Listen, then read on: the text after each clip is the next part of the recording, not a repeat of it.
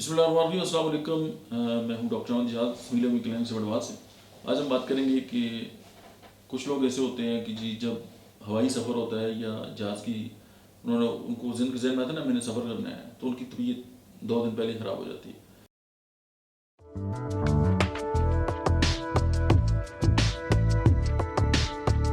और फिर जब वो बैठते हैं तो फिर वॉमिटिंग, और फिर वो जो लोग उनके साथ सफ़र कर रहे होते हैं उनके लिए भी एक अज़ाब जान जो है साबित होते हैं। और मुझे याद है मैं दुबई जा रहा था, तो हमारे एक दोस्त थे साथ, तो वो बड़े डर रहे थे। तो मेरा भी पहला सफ़र था, तो उन्होंने कहा जहाज़ में मुझे बहुत डर लग रहा है। मैंने कहा मुझे कौन सी जो है वो खुशी हो रही है, मुझे भी डर लग रहा है। तो मैं तो ये सोच रहा हूँ कि जहाज़ ही गिर गया तो मेरा क्या होगा। फिर मैंने सोचा यार 300 बंदे और भी हैं, चलें साथ ही मरेंगे, कोई मसला नहीं है। फिर कुछ दिल को सुकून हो गया।